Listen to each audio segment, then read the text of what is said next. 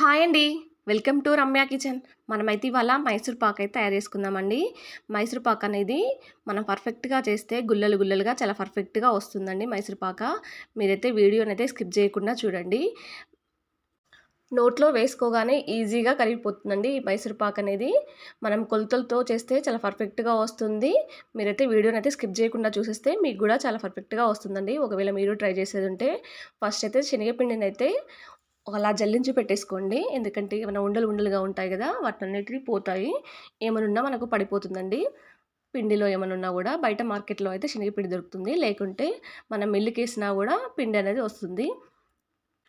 నేను ఒక కప్పున్నర వరకు శనగపిండి తీసేసుకున్నానండి. మీకు ఇంట్లో ఏ బౌల్ ఉన్నా ఆ బౌల్‌తో కొలిచి తీసేసుకుంటే చాలా పర్ఫెక్ట్‌గా వస్తుందండి. ఫస్ట్ అయితే కడాయి తీసుకొని ఒక కప్పున్నర శనగపిండికి ఎగ్జాక్ట్‌గా 2 కప్పులన్నర ఆయిల్ తీసేసుకోండి.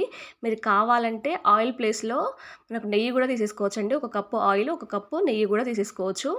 ఎగ్జాక్ట్‌గా 2 కప్పుల మీద హాఫ్ కప్పు తీసేసుకున్నానండి నేనైతే ఆయిలు. ఇప్పుడు మనం శనగపిండిలో ఈ ఆయిల్ అనేది కలిపేసుకుందామండి. ఎందుకంటే మనము పాకంలో ఉండలు లేకుండా కలుపుకోవడానికి ఇలా ఆయిల్ అనేది ఫస్టే కలుపుకుంటే మనకు ఉండలు లేకుండా కలుపుకోవచ్చండి దాంట్లో. విస్కర్‌తో అలా కలిపేసుకోండి. చూడండి ఎగ్జాక్ట్‌గా అలా కలిపేసుకుంటే సరిపోతుందండి. ఇప్పుడు ఈ ఆయిల్‌ని ఫస్టే మనకు డీప్ ఫ్రై పెట్టండి ఆయిల్ అనేది. ఆయిల్ హీట్ అయిన తర్వాత గ్యాస్ అనేది సిమ్‌లో పెట్టేసుకోండి. ఇప్పుడు షుగర్ అనేది ఎగ్జాక్ట్‌గా 2 కప్పుల షుగర్ తీసేసుకుంటున్నానండి. దానికి కరెక్ట్‌గా సరిపోతుంది మనకు 2 కప్పుల షుగర్ అనేది. ఇప్పుడు ఒక బౌల్ తీసేసుకొని మీరు స్టీల్‌దైనా దేనిదైనా తీసేసుకోండి. దానికి ఆయిల్ లేదా నెయ్యి అనేది అప్లై చేసి పెట్టండి.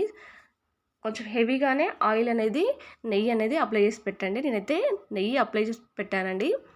ఇప్పుడు షుగర్‌కు నాకు హాఫ్ కప్పు వరకు వాటర్ పడ్డాయండి. మీరు షుగరు కరిగేంత వరకు కొంచెం వాటర్ పోస్తే సరిపోతుందండి. షుగరు తడిసేంత వరకు వాటర్ పోస్తే సరిపోతుంది అంతే. ఎగ్జాక్ట్‌గా అంటే ఏమి చెప్పలేము. పావు కప్పు పట్టొచ్చు, హాఫ్ కప్పు పట్టొచ్చు. ఇప్పుడు చూడండి ఆయిల్ అనేది హీట్ ఎక్కుతుంది కదా మనకు. ఇప్పుడు దీనికి పానకం మనకు లేత పాకం రావాలండి. కొద్దిసేపట్లో తర్వాత షుగర్ అనేది కరుగుతుందండి. ఒక 2 నిమిషాలలో మనకు షుగర్ అనేది కరిగిపోతుంది. షుగర్ కరిగే వరకు అలా అడుగు పట్టకుండా కలబెట్టుకుంటూ మొత్తం చేసేయాలండి. చూడండి మనకు త్వరగానే చూడండి బుడగలు బుడగలుగా వచ్చేస్తుంది కదా మనకు. మనం ఎప్పటికీ చూసుకుంటూ ఉండాలండి. లేత పాకం మాత్రమే సరిపోతుంది. తీగ పాకము అప్పుడే మనకు పర్ఫెక్ట్‌గా వస్తుంది. ఒకవేళ పాకం గనక ముద్దలాగా వచ్చిందనుకో మనకు మైసూర్ పాక్ అనేది సరిగ్గా రాదు. గట్టి పడిపోతుంది. దీంట్లోనే నేను ఇలాచీ పౌడర్ కూడా వేసేస్తున్నాను. ఒక హాఫ్ టీ స్పూన్ వరకు వేసానండి. మీరు కావాలంటే కుంకుమ పువ్వు కూడా వేసేసుకోవచ్చు కొంచెం కలర్ కోసం అనేసి. నేనైతే వేయట్లేదు. చూడండి అలా చూసుకుంటూ ఉండాలి ఎప్పటికీ. చూడండి ఇంకొంచెం రావాలి మనకు తీగ పాకం అనేది. అలా ఊకి గరిటెతో కలబెట్టుకుంటూ ఉండాలండి. ఎందుకంటే మనకు అడుగంటిపోతుంది. లేత పాకం వచ్చే వరకు కూడా అలా చూసుకుంటూ ఉండాలి.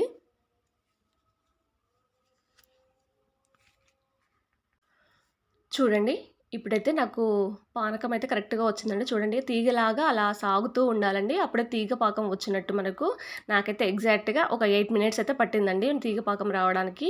ఇప్పుడు దీంట్లోనే లేట్ చేయకుండా గ్యాస్ అనేది సిమ్‌లో పెట్టేసుకొని ఇప్పుడు మనం కలిపేసుకున్నాం కదా శనగపిండి, దాన్నంతా ఉండలు లేకుండా ఈ పానకంలో కలిసేలా బాగా కలిపేసుకోండి వేసేసుకొని. ఆయిల్ అనేది కనిపించకుండా మొత్తం కలిపేసుకోండి. మొత్తం కలిసేలా ఆయిలు, పానకం అంతా కలిసేలా బాగా కలిపేసుకోండి ఒకసారి. మళ్ళీ గట్టి పడుతుందండి. అడుగంటుతుంది కూడా.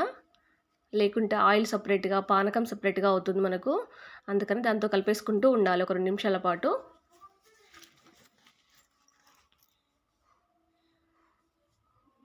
అలా కలిపేసుకుంటేనే మనకు వస్తుందండి. చూడండి కొంచెం గట్టి పడింది కదా మనకు.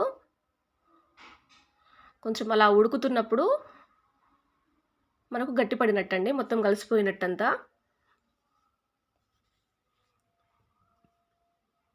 ఇప్పుడు ఇలా ఉడుకుతున్నప్పుడే మనము ఆయిల్ ఉంది కదండీ! అలా ఉడుకుతుంది చూసారా ఇప్పుడు మనకు రౌండ్‌గా. అలా ఉడుకుతున్నప్పుడే ఇప్పుడు వేడి వేడి ఆయిల్ తీసుకొచ్చి ఒక 2 గరిటెల పాటు పోయండి. అలా పోసుకుంటూ మళ్ళీ ఆయిల్ అంతా కలిసేలా మళ్ళీ కలిపేసుకోండి. మళ్ళీ ఆయిల్ అంతా మొత్తం పిండిలో కలిసేలా మొత్తం కలిపేసుకోవాలండి.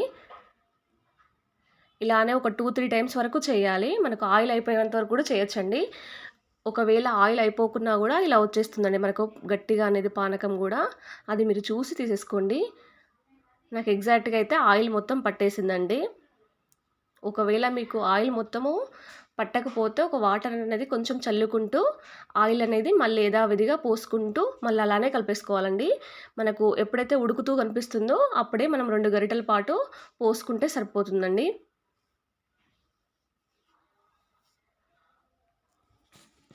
ఇంకా పర్ఫెక్ట్ కన్సిస్టెన్సీ మనకు రాలేదు. అలా 2 గరిటెల పాటు పోసుకుంటూ మళ్ళీ కలిసేలా చూసుకోవాలండి. మళ్ళీ అలా ఉడికినప్పుడే ఇదే ప్రాసెస్ మనకు ఆయిల్ అయిపోయేంత వరకు కూడా చేయాలి. నాకైతే ఎగ్జాక్ట్‌గా ఆయిల్ అయితే అయిపోవడానికి వచ్చేసిందిగా. అలా తిప్పుకుంటూ ఆయిల్ అంతా కలిసేలాగా చూడండి. మనకి ఇక పర్ఫెక్ట్ కన్సిస్టెన్సీ అనేది వచ్చేసింది చూడండి.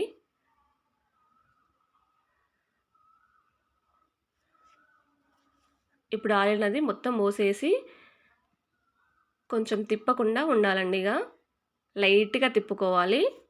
ఇప్పుడు మనకు గుల్లలు గుల్లలుగా వచ్చేస్తుంది.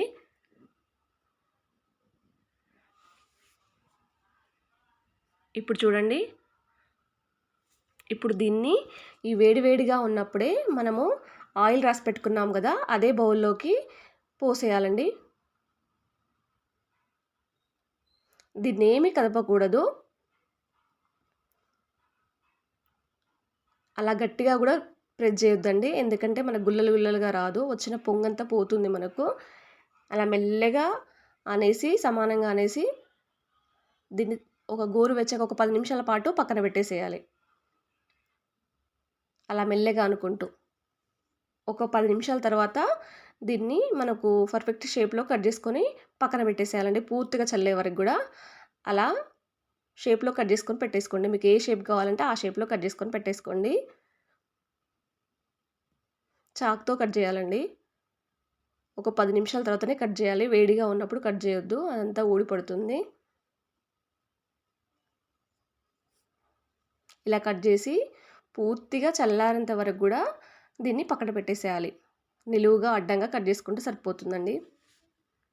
ఈ విధంగా మీరు కొలతలతో చేసేది ఉంటే మైసూర్ పాక్ అనేది చాలా పర్ఫెక్ట్‌గా వస్తుందండి మీకు గూడా.